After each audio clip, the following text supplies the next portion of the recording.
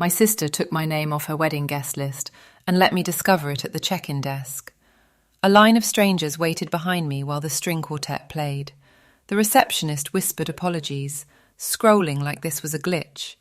When my sister answered, she spoke as if the seat had never been mine. "My name is Lauren Hayes." And that was when I understood I was never meant to take up space.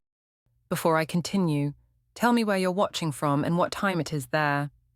And if you've ever felt betrayed, dismissed, or quietly pushed aside by your own family, hit like and subscribe. You're not alone. And this story might feel uncomfortably familiar. I didn't always know I was the extra piece in my own family. For a long time, it was subtle enough to pass as normal. The kind of thing people brush off with jokes or excuses. Looking back now, I can trace it to a kitchen table in a quiet New Jersey suburb. The same one we ate at every night for years. My mother, Diane, always served dinner the same way. Plates first, then silverware, then a quick glance around the table. My younger sister Brittany would get her glass filled automatically. Mine stayed empty until I asked. It wasn't cruelty, it was a habit. And habits, I learned early, were harder to argue with than insults. Brittany was 3 years younger, brighter, louder, and always seemed to fit perfectly into whatever version of success my parents admired at the time. When she smiled, adults leaned in. When she spoke, people listened. I learned to wait, to finish my homework quietly, to clear the dishes without being asked. I became the easy one. A label that sounds like praise until you realize it means no one is paying attention. I remember one afternoon in middle school when I brought home a certificate for placing first in a regional math competition. I laid it carefully on the counter, smoothing the edges with my palm. My father glanced at it and nodded. "That's nice, Lauren." Then Brittany burst through the door, waving a flyer about cheer tryouts, and suddenly both my parents were talking at once. Where would practices be?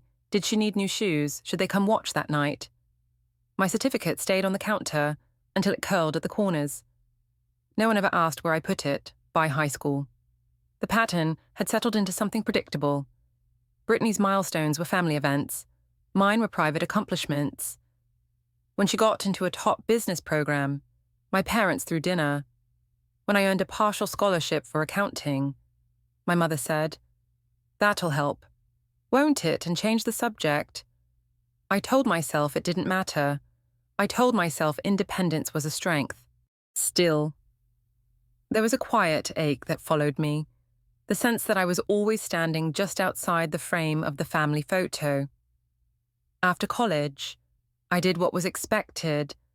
I took a stable job in corporate accounting, health insurance, direct deposit, a title my parents could repeat to their friends without explanation. For a while, the dinners were easier. My mother relaxed, my father nodded more. But something felt wrong. I was good at the work, but it drained me. I spent my days reconciling numbers that never felt connected to anything real. Meanwhile, on weekends, I found myself drawn to open houses, to conversations with agents, to the tangible weight of keys and contracts. Real estate made sense to me in a way spreadsheets never had. When I finally told my family I was leaving my job to get licensed, the silence at the table stretched just long enough to sting. Brittany laughed first. "You're throwing away a perfectly good degree," she said, sparing a piece of chicken. "Real estate is for people who can't handle real careers." My mother didn't argue, she just sighed. The way she did when Brittany disappointed her, which somehow made it worse. My father stared at his plate and said nothing at all. I worked harder than I ever had before. Long hours, weekends, showings in empty houses that smelled like dust and old paint. I learned to read people, to listen for what they weren't saying. Slowly, clients started trusting me. Deals closed. Bigger ones followed. At family dinners, when my mother asked, "So, how's the house thing going?" I answered simply, "Good." I stopped offering details every time I tried. Brittany found a way to turn it into a comparison, her bonuses, her promotions, her 5-year plans. My career became a punchline I refused to deliver. The first time I realized I was being erased, not just compared, was the night Brittany got engaged. I found out the same way her co-workers did through a perfectly staged photo on Instagram. Her hand, a diamond catching the light, the caption full of hearts and hashtags. By the time I called to congratulate her, she sounded distracted. "Oh, hey, Lauren. Yeah, it's been crazy. I've been telling everyone all day." I hung up and stared at my phone, wondering when everyone had stopped including me. The wedding planning followed the same pattern. There was a group chat I wasn't in. I only learned it existed when my mother accidentally sent me a screenshot meant for someone else. I recognized every name, aunts, cousins, Brittany's friends, everyone but me. When I asked my mother about it, she fumbled. "We didn't want you to feel uncomfortable," she said. "You know, since you're not really into these things like flowers, or seating charts, or being included." By the time bridesmaids were announced, I already knew. Brittany chose college friends, Ethan's sister, cousins she barely spoke to anymore. When an aunt asked why I wasn't standing up there with her, Brittany waved a hand and smiled. "Lauren's not really the bridesmaid type. She's more behind the scenes." Behind the scenes felt a lot like invisible. I swallowed all of it. I always had. I didn't know it then. But every small dismissal was stacking quietly, waiting for the moment it would finally matter. The invisibility didn't stop with wedding plans. It seeped into every milestone that followed, until I stopped expecting my place in the room altogether. Last Christmas, we sat around my parents' dining table under warm yellow lights that made everything feel softer than it really was. Brittany had just gotten engaged, and the conversation revolved around her and Ethan's future like it was a shared family project. Their combined income, their timeline, the investment property they were definitely buying once things lined up. My mother beamed the way she always did when Brittany talked about success, as if it reflected back on her. At one point, my mother turned to me with that careful tone she used when she thought she was being kind. "You should really think about your future. Lauren," she said, "you're not getting any younger." Brittany didn't miss a beat. "Freelance real estate isn't exactly a retirement plan," she added, cutting into her prime rib. My father nodded slowly, like he was weighing a reasonable argument. I smiled and took another sip of wine, letting the comment pass through me the way I'd learned to do. I didn't tell them about the portfolio I was quietly managing. I didn't mention the meetings downtown, or the clients whose names my family would have recognized instantly if I'd said them out loud. I had learned that defending myself only made the silence afterward heavier. Somewhere along the way, I started keeping parts of my life separate, not out of spite, but out of self-preservation. I stopped calling home after big wins. I stopped mentioning late nights or early flights. I built a version of myself that existed outside my family's expectations, and for the first time, it felt peaceful. I didn't know it then, but that distance was the only reason I survived what came next. The second sign that I'd been written out was quieter, almost elegant in its cruelty. Brittany posted a long tribute online about the women who had supported her journey to the altar. She tagged mentors, co-workers, even her yoga instructor. I read the entire thing twice, scanning for my name like it might appear if I looked hard enough. It never did. I set my phone down and stared at the wall, feeling that familiar ache bloom low in my chest. It wasn't anger. It was grief. The kind that comes when you realize you've been mourning something while it was still alive. By the time the wedding invitation arrived, heavy cardstock and gold lettering, I almost laughed. Of course I was invited. I was her sister. Blood still meant something, didn't it? I RSVP'd yes the same day. I bought her a simple black dress that felt appropriate, but not attention-seeking. I planned to show up quietly, smile for photos if asked, and slip Brittany her gift without making a scene. I even practiced what I would say to her in the mirror. "Congratulations. You look beautiful. I'm proud of you. Words I had been rehearsing my whole life. What my family didn't know was that my life had already begun to shift in ways I hadn't shared. 6 months before the wedding, I'd received an email that made me reread it 3 times just to be sure. An opportunity, a conversation, then another. Long interviews, quiet evaluations. I told no one, not because I was hiding, but because I wanted to see who I was without their approval hovering over every step. I wanted one thing in my life that belonged only to me. Even then, I planned to celebrate Brittany. I planned to stand there, under those chandeliers, and be exactly what she expected: supportive, small, grateful to be included. The irony is that I would have given her everything if she'd just let me be there. I didn't know it then, but the night of her wedding wasn't the moment I was excluded. It was the moment I finally stopped pretending I hadn't been all along. The night of the wedding unfolded the way nightmares do, quietly at first. Then, all at once. I remember stepping into the St. Regis lobby and feeling underdressed in a way that had nothing to do with fabric. The chandeliers glowed overhead, reflecting off marble floors polished to a mirror shine. Guests moved past me in slow, confident sweeps of silk and tailored suits, their laughter low and unguarded. Everyone looked like they belonged. I told myself I did too. I held on to that thought as I approached the check-in desk. The receptionist smiled the way people do when they're trained to be pleasant. "Name, please." "Lauren Hayes," I said, keeping my voice steady. "I'm the bride's sister." Her fingers moved quickly across the screen, then slower. Then she paused. "Could you spell that?" I did, letter by letter, carefully. She searched again, her smile tightening at the corners. "I'm sorry, Miss Hayes, I'm not seeing your name here." Behind me. A couple shifted impatiently. I felt their eyes on my back. The heat crept up my neck, familiar and humiliating. I pulled out my phone and showed her the RSVP confirmation email. "Dated months earlier?"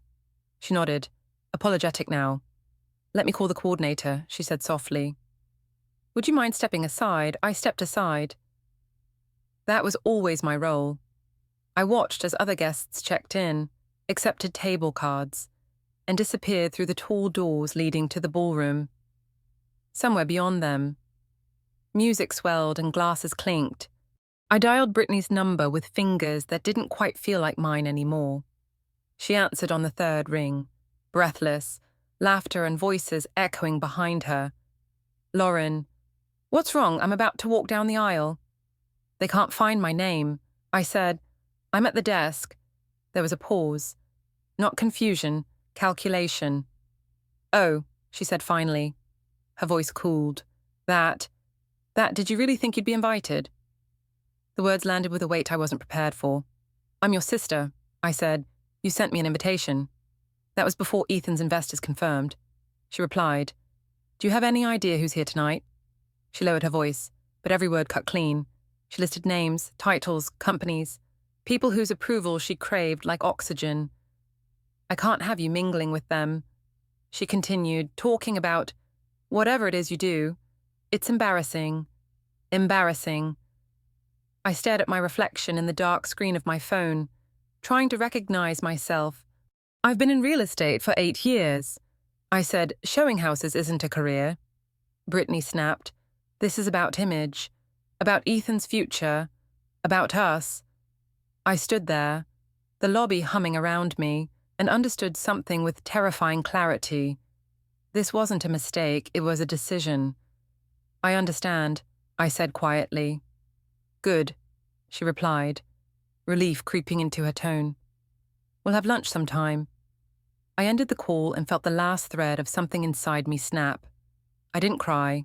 I didn't argue. I reached into my clutch and touched the small envelope I'd brought with me, its edges already worn from my fingers tracing them all evening. It was meant to be slipped discreetly into Brittany's hand during the reception, a private moment, a gesture of love.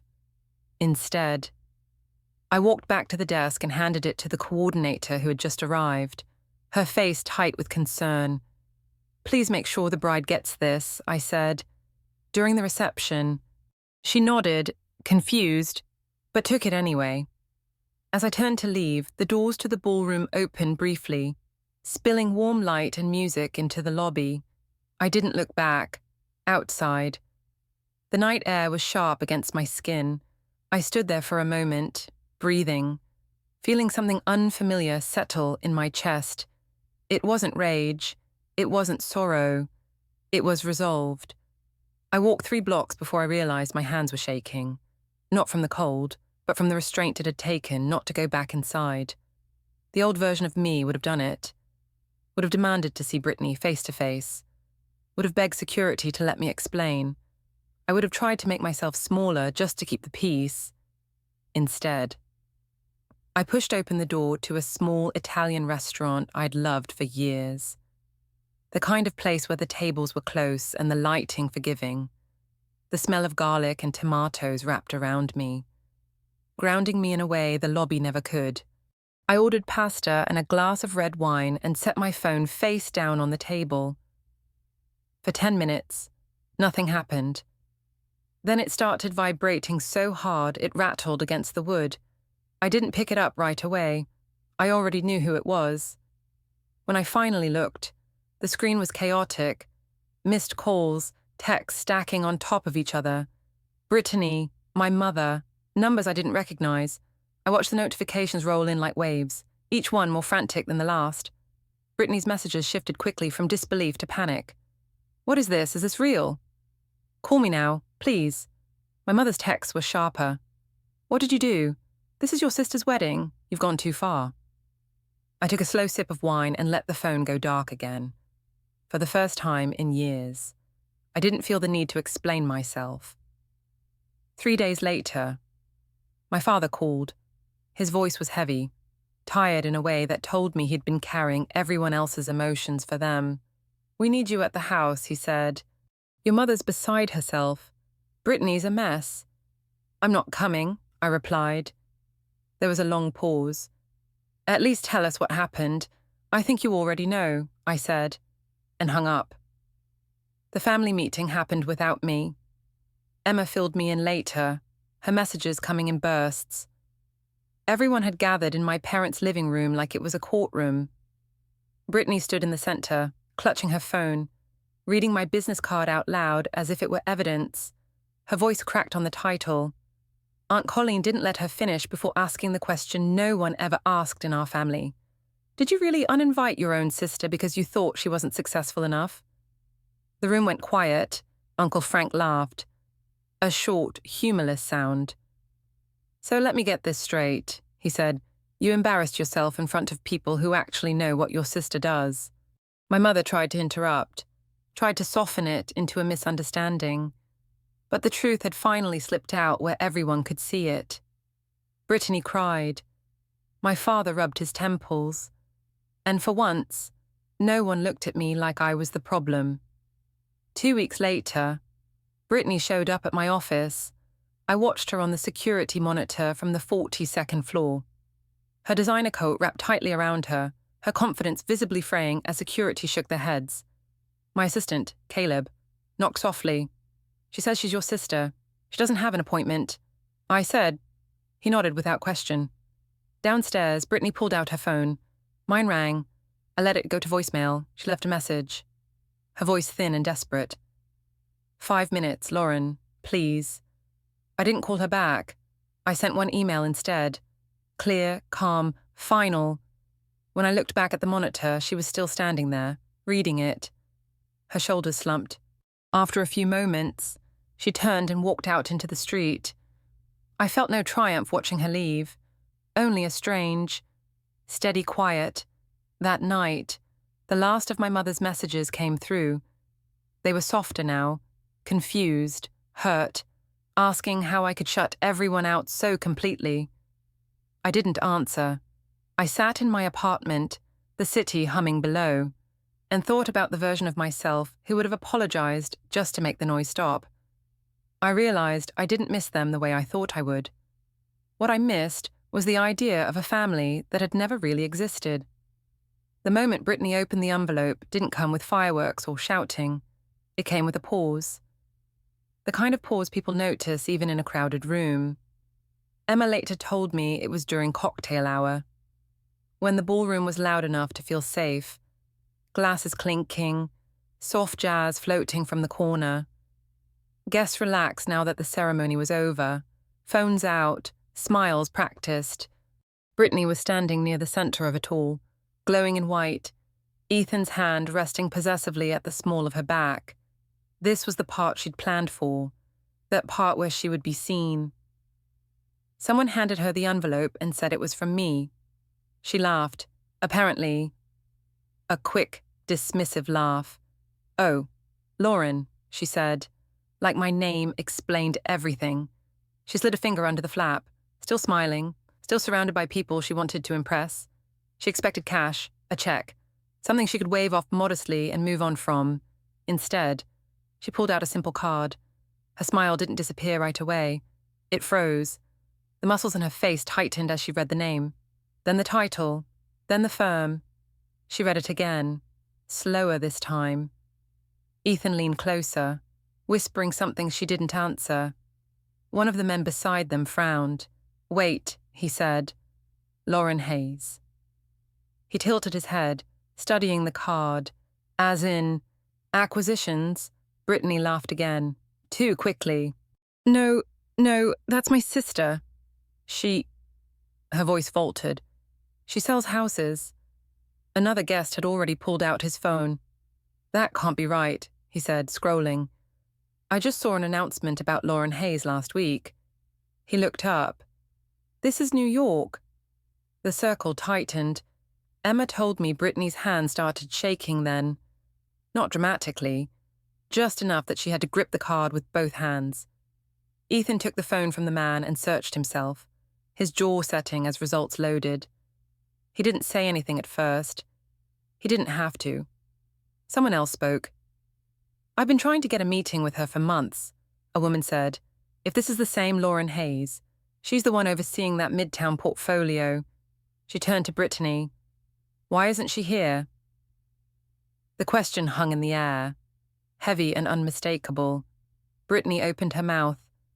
I closed it. I opened it again. "There's been a mix-up," she said. "She couldn't make it." Ethan finally looked at her then. Not with anger, with something worse. "Calculation," he asked quietly. "What did you do?" Emma said Brittany tried to pull him aside, but the damage was already done. Phones were out, screens glowed, names were compared. Someone nodded slowly and said, "Yeah, that's her. I recognize the bio." The room didn't erupt. It didn't need to. The energy shifted, subtle but irreversible. Conversation stalled, glances flicked back to Brittany, then away. The perfect image she'd worked so hard to curate cracked right down the middle. She excused herself a few minutes later, slipped out of the circle, then out of the room entirely. By the time my phone started lighting up at the restaurant, the reception had essentially paused without her. Ethan followed, leaving guests murmuring behind them. My name moved through the room in a way it never had in my family, spoken with interest, with respect, with curiosity. I didn't see any of it. I was halfway through my pasta when my phone vibrated across the table. I turned it over once. 47 missed calls. Brittany, my mother, Ethan, numbers I didn't recognize. I imagined Brittany in the hallway, dress pulled around her feet, clutching my business card like it might explain something she didn't want to understand. The waiter asked if everything was okay. I smiled and said yes, because it was. Later that night, after I'd gone home and the city had quieted outside my windows, I listened to one voicemail. Just one. Brittany's voice was hoarse, stripped of its sharp edges. "Lauren," she said, "please, call me." I didn't know. I swear, I didn't know. She still didn't understand.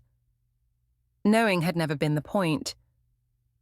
What broke Brittany wasn't the title on the card or the names it impressed. It was the realization that she'd measured my worth so poorly that she'd erased the one person in that room who actually mattered.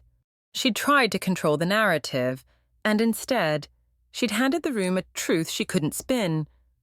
I turned my phone off and went to bed feeling something I hadn't expected. Peace. The calls didn't stop after that night. They multiplied. By Sunday morning, my voicemail was full, my inbox clogged with messages that all sounded the same once you stripped away the panic, confusion, apologies, requests to explain myself, as if my life required footnotes now that it no longer fit the story they'd told about me. I let most of them sit unanswered, not out of spite, but because I finally understood something that had taken me years to learn. People who only value you once you become useful will never truly see you. They'll just study the outline of your success and mistake it for love. When Brittany finally reached me, days later, her voice was small, I didn't know. She kept saying, if I had known, I would have done things differently. I listened without interrupting, watching traffic move slowly beneath my window. When she finished, I said the only honest thing I had left. That's exactly the problem. You only want me when I am fit. She cried then. Real tears. I think. She asked if we could fix it, if we could talk, if I could come over. I told her I needed time. Those boundaries weren't punishments. They were decisions. She didn't like that answer, but she accepted it in the way people do when they've already lost. What Brittany still didn't know was that the envelope had never been the whole story. It was just the door. The thing that made her look up long enough to realize she'd been standing on the wrong side of it. There were papers already signed, appointments already kept, a choice I'd made quietly. Long before anyone thought to ask what I was capable of. It involved something Brittany had once pointed out on a sunny afternoon, pressing her face to the glass and saying, "One day, that will be mine."